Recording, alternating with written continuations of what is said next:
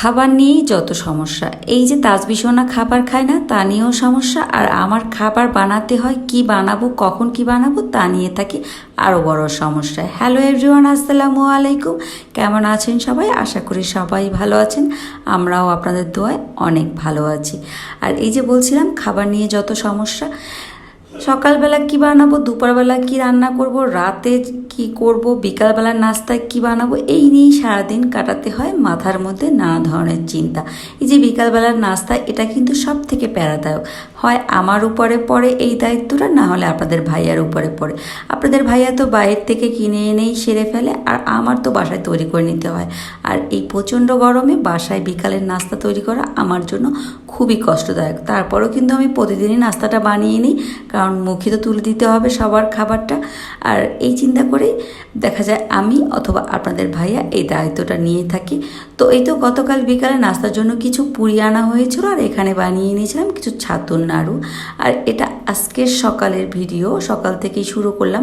তো কবুতরদের খাবার দিতে বারান্দায় গিয়েছিলাম। দেখুন শাশুড়ি মা কিছু গাছ লাগিয়েছিল, আর গাছগুলো মাশাআল্লাহ কত সুন্দর হয়েছে। এখানে অনেক জাতের গাছ আছে, পুঁইশাক গাছ আছে, তারপরে টমেটো গাছ, লেবু গাছ। আমার শাশুড়ি মার গাছগুলো মাশাআল্লাহ অনেক সুন্দর হয়, কারণ সে অনেক যত্ন করে। তারপর বারান্দা থেকে এসে সব রান্নার জন্য প্রস্তুতি নিয়ে নিলাম, আর সব কিছু কেটে ধুয়ে পরিষ্কার করে নিয়েছি। এখন আমার রান্না করতে একদমই কষ্ট হবে না, কারণ এরকম গোছানো থাকলে রান্না করা খুবই সহজ।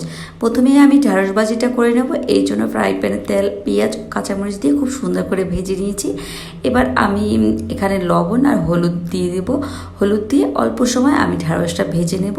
আর বেশি সময় ঢ্যাঁড়স ভাজার জন্য দরকারও হয় না, অল্প বেশি আছে দেখা যায় অল্প সময় রান্না করে নেওয়া যায়। আর এই তো বেশি না, আমার মনে হয় 10 মিনিটের মতো লেগেছিল, আর ঢ্যাঁড়স ভাজিটা হয়ে গিয়েছে। এবার আমি একটা প্লেটে সার্ভ করে নেব। আর এভাবে ঢ্যাঁড়স ভাজি করলে সবুজ সবুজ থাকলে আপনাদের ভাইয়া খুবই পছন্দ করে খেতে। আর এরপরে তো দেখিয়েছিলাম যে মিষ্টি কুমড়াও কেটে নিয়েছি চাক করে, সেটা রান্না করে নেব চিংড়ি মাছ দিয়ে।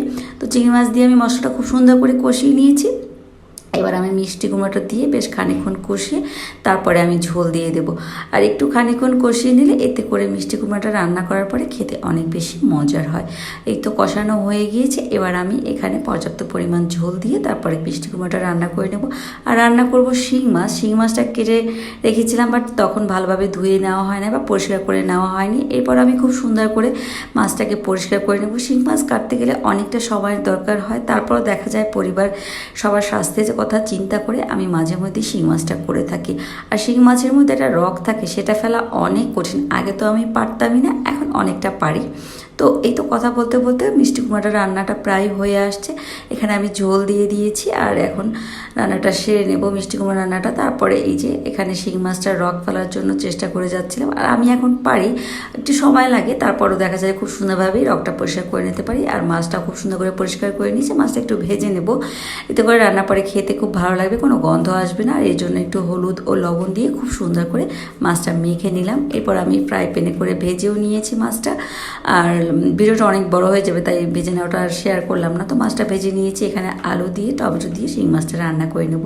শুধু রান্না করলেই তো হবে না, রান্নার পরে টেবিলটাকে খুব সুন্দর করে গুছিয়ে সবাই মিলে একসাথে খেলে কিন্তু সেই রান্নার পরিপূর্ণতা পায়। তাই তাড়াতাড়ি করে রান্নাটা সেরে অন্যান্য কাজকর্ম করে গোসল নামাজ পড়ে তারপরে আবার খাবার টেবিলটা গোছাতে যাব। গুছিয়ে তারপর সবাই বসে একসাথে দুপুরের খাবারটা খাবো। আর এই তো রান্নাবান্না শেষ হয়ে গেল, সব কাজকর্ম সেরে। আর এবার টেবিলটাকে খুব সুন্দর করে গুছিয়ে নিয়েছি। এবার সবাই মিলে একসাথে বসে খাবো। আর টেবিলটা খুব সুন্দর করে গুছিয়ে খাবার খেলে অল্প খাবারেও খুব তৃপ্তি করে খুব মজা করে খাবারগুলো খাওয়া যায়। দুপুরের আয়োজনে ছিল ঢ্যাঁড়স ভাজি, মিষ্টি কুমড়া রান্না করেছিলাম চিংড়ি মাছ দিয়ে, শিং মাছ, আলু টমেটো দিয়ে, আর ছিল ডাল। দুপুরের পরে একটু এখানে আইসক্রিম খাচ্ছিলাম।